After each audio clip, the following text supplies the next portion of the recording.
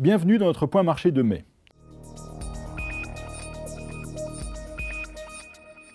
Mais d'abord, petit retour sur avril pour vous dire qu'il a été bon pour les bourses mondiales et même très bon pour celles de la zone euro.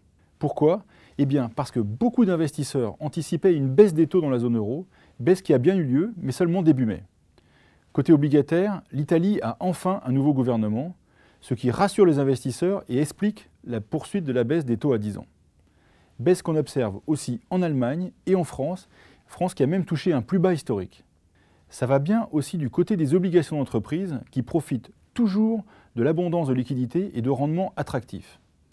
À elles seules, les obligations à haut rendement affichent des performances de l'ordre de 3% depuis le début d'année. Enfin, côté devises, l'euro a gagné du terrain sur le dollar. Le pétrole continue de baisser et l'or flirte avec ses plus bas depuis 2 ans avec une chute de 8,5% sur le mois.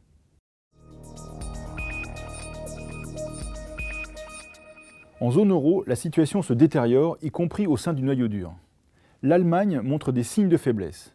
La France est en récession et ses indices d'activité se détériorent toujours. L'Italie ne va guère mieux, mais au moins on y voit un peu plus clair du côté politique avec la nomination du nouveau Premier ministre. Quant à l'Espagne, elle s'enfonce dans la récession. Tout cela devrait donc conduire la BCE à poursuivre sa politique de mesures exceptionnelles. Aux États-Unis, les indicateurs sont contrastés.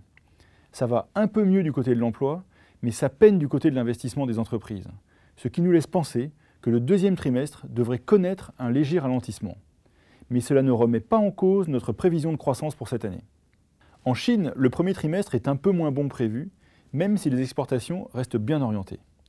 Mais il faudra suivre cet indicateur de près, car si les conditions de crédit se durcissent encore, il y aura forcément un impact. Enfin, côté japonais, la Banque centrale poursuit sa stratégie agressive d'achat de dette, ce qui se traduit par le résultat escompté, à savoir hausse des actions et baisse de la devise.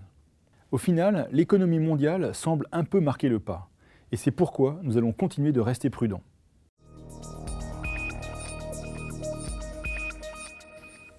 Alors en pratique, ça veut dire quoi? Eh bien tout simplement que nous allons maintenir notre niveau de risque global et faire quelques arbitrages. Côté obligataire, nous allons éviter pour l'instant les emprunts publics italiens, le temps d'y voir un peu plus clair sur les premières mesures prises par le nouveau gouvernement.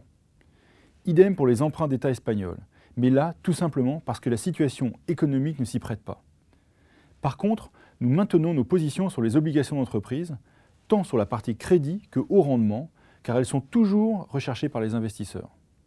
Et nous faisons de même pour les obligations émergentes libellées en devises locales et en dollars.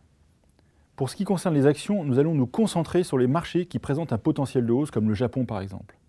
Et en parallèle, nous allons réduire nos positions sur les pays émergents, car ils risquent de pâtir du ralentissement de la croissance, si ralentissement il y a. Et nous allons maintenir telle quelle notre exposition sur les actions américaines, car elles vont sûrement éprouver le besoin de souffler après la forte hausse de ces derniers mois. Enfin, sur les devises, nous restons favorables au dollar contre euro. Bien sûr, toutes ces convictions doivent s'accorder avec les règles d'or, vous les voyez défiler à l'écran, que doit respecter tout investisseur. Voilà, c'est tout pour cette édition, et comme vous le savez, vous avez moult solutions pour communiquer avec nous. Merci de nous avoir suivis, et rendez-vous début juin pour un nouveau point marché.